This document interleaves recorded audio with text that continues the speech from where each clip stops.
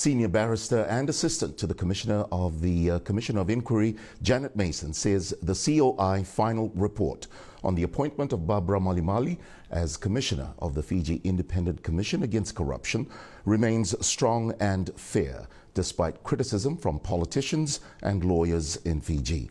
In an exclusive interview with Fiji One News, Mason attributed the delay in releasing the Commission of Inquiry report to its complexity and potential criminal offences.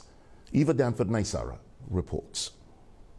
Senior Barrister Janet Mason says some critics claim that Supreme Court Judge David Ashton Lewis's recent comments in the media have damaged the report's credibility, but she disagrees. Mason adds that their work on the inquiry is finished and there are no rules stopping him from speaking now. He's had his interview.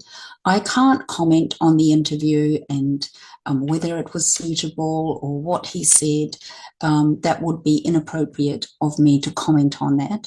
And I just have to say a couple of things about that. One is that His Lordship has instructed counsel, and he has instructed Mr. Hamindra Nagin to act for him on those matters.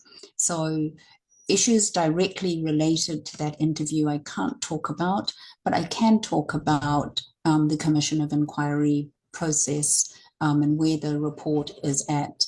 And I really don't think that that interview somehow puts the report or the validity of the report in jeopardy.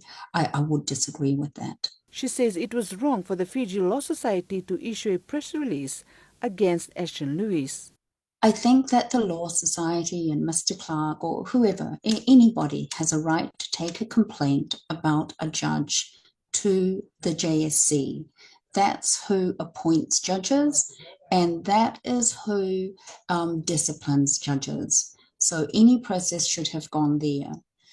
There are quite strict rules around lawyers and professionalism, but my personal view is that somebody issuing a press release like that to publicly humiliate a judge, so a lawyer doing that, is quite unethical. Mason says the Prime Minister has already said the report will be released and now it's just about the timing.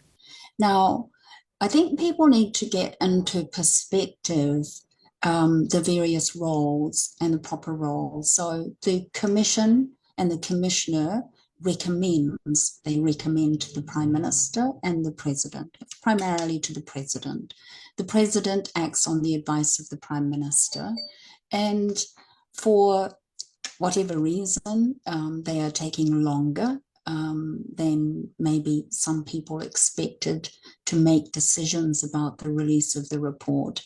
That's entirely up to them. Right, so that's entirely in their discretion. Mason adds that she expected strong reactions to the COI report, especially since many of those involved are senior lawyers and politicians. Eva Danford-Naisara, Fiji One News.